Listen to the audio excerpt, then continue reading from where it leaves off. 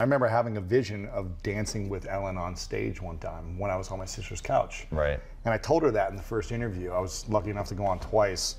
And I told her that in the first interview. And I was just like, you know, I like to bring things full circle. I like to have a vision or a dream. And then actually, even if it's 10, 20 years later, I like to see it come true. Most people, I feel like, just, if it doesn't happen within the first 6 months, they're on to something else. Right. I can be like as bored out of my mind doing the same thing over and over to try to do one thing. I think that's what's helped. Everything I do is for a reason too. You know, I try to constantly do things that put me out of the box, that make me uncomfortable, and that challenge me. And talking about masculine vulnerability definitely is a challenge. You know, when I was in high school going into college, my siblings and I made a bet. They all said that I'd be like this drunk jock football player because I was going to play college football. They were like, you're gonna go and be like a frat boy and this and that. And maybe it's part of my ego at the time where I was like, I'm gonna prove you wrong.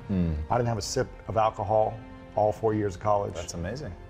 Never even felt tempted because I just made that in my mind. I was like, I'm gonna be different than what people wanna put me in a box to be. I just try to learn, constantly learn things that normally people that look like me, who grew up like me, would never do.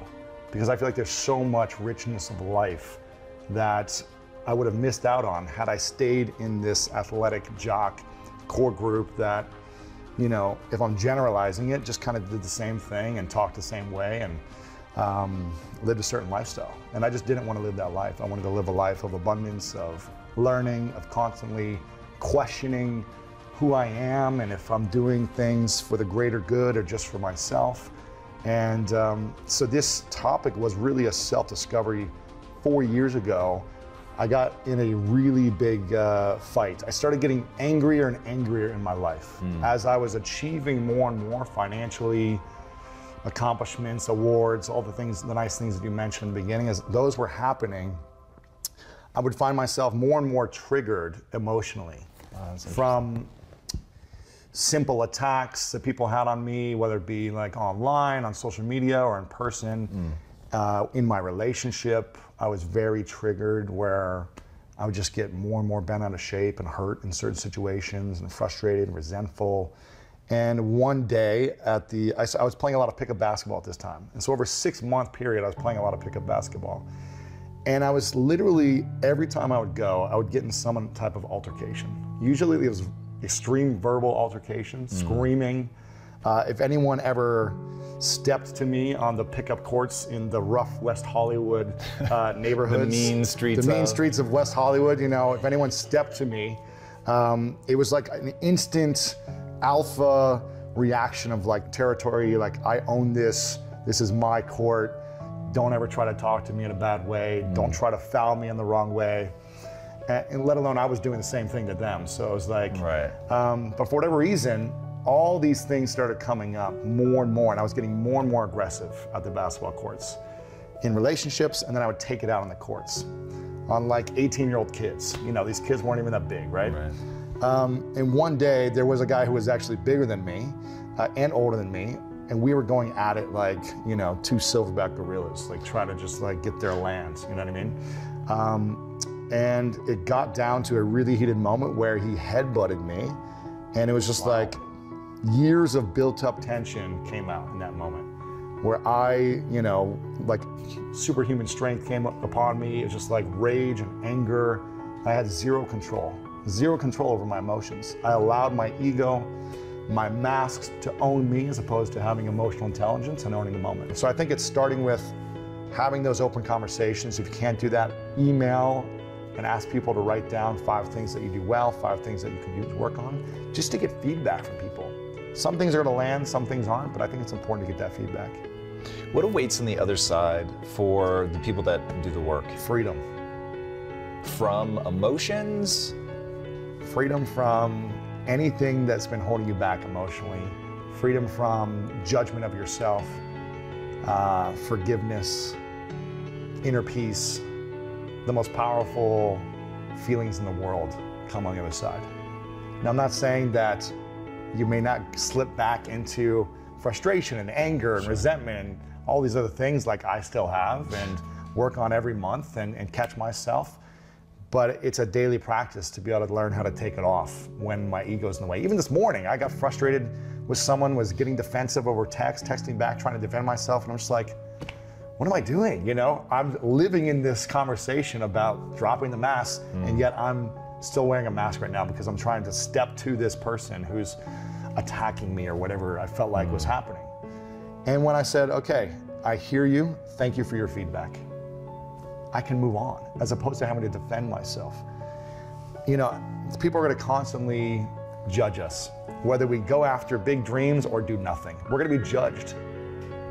Either way, if we sit on a couch all day, our parents and our friends are gonna be, you're lazy, do something with your life. If we go chase after the most audacious dreams we have, a lot of people are gonna attack us and try to bring us down. So we might as well go do something with our lives and say thank you for the feedback and move on. Some things will land, other things will just bounce right off. And it's our duty and responsibility to be able to move forward and be discerning of the information we receive, have a close group of people that we really trust who can cipher some of the information and give the feedback that is worthy, and then try to learn, apologize, move on. That's all we can do. You talked about you have a daily practice. Yeah. What does that look like? And maybe give it just like in the context of one or two different masks that either are most frequent for the average person or more frequent for you if that's easier. Yeah, you know, the structure for me, I was like, I need something that's practical and that's simple that I could read myself and take action on. Otherwise, just writing about theory doesn't do anything for me. Right. So at the end of every chapter, we break it down. First, I acknowledge someone who's lived with that mask, like a prominent person. Then I tear myself down of how I've lived with that mask, give examples. So the whole book is essentially putting me down in a way and showing all my biggest vulnerabilities and shortcomings as a man. And then at the end, we break down just practical steps of how you can move forward. So one of these steps could be getting feedback from people closest to you, emailing 5 of your closest friends and asking what are your strengths, what are your weaknesses from their point of view. It doesn't matter, you know, if they're right or wrong about something, it's just getting feedback and assessing the information. I really love journaling. Journaling for me is a way to express my own emotions to myself, which most men, I would say in general, I think the viewpoint is men aren't able to communicate their emotions, right? And it starts with being able to do it with ourselves. How did I feel today? When I got mad at this person, what did it do for me inside? How did that person feel after that conversation? And is that actually what you're writing down, those exact words? Different things, different prompts based on different masks. I give different prompts, yeah. But I mean, for me, it's just a matter of like evaluating my day, like total stream of consciousness. Yeah. Not worried about grammar, punctuation, just whatever. Just, I mean, I can't spell in the first place because I'm dyslexic, so I'm just like scribbling and I can't even read what I say afterwards. And do you prefer that it's handwritten? Like, do you think there's something more cathartic about that? I think writing is powerful. Any way to get it out. You know, use technology to your advantage. If you want to voice it on a voice memo on your phone, do that. Any way to communicate your feelings. No one needs to see this. Start with yourself. I like having these honest, open conversations more and more. Like, I was so scared to be vulnerable prior to 4 years, and now I love like making people uncomfortable. You know what I mean? It's like, I love just being like, just asking questions that they would never get asked from a guy who looks like me, you know what I mean? And just going there, because why the heck not? Why be surface level all the time? Yeah. I think there's a time and a place for everything, but really trying to make myself feel as uncomfortable as possible so I'm never uncomfortable. And the more I do the uncomfortable, it becomes comfortable. So it's journaling, it's asking for feedback, it's meditating where I'm just, you know, in the morning when I meditate, I set my intention. I literally know how powerful my ego is, and that I could be easily triggered to react like a silverback at any moment. Like, it's so easy for me to go to that place if I'm not intentional about the way I want to be throughout the day. So that's why when I'm meditating, I'm thinking about any scenario that could happen today.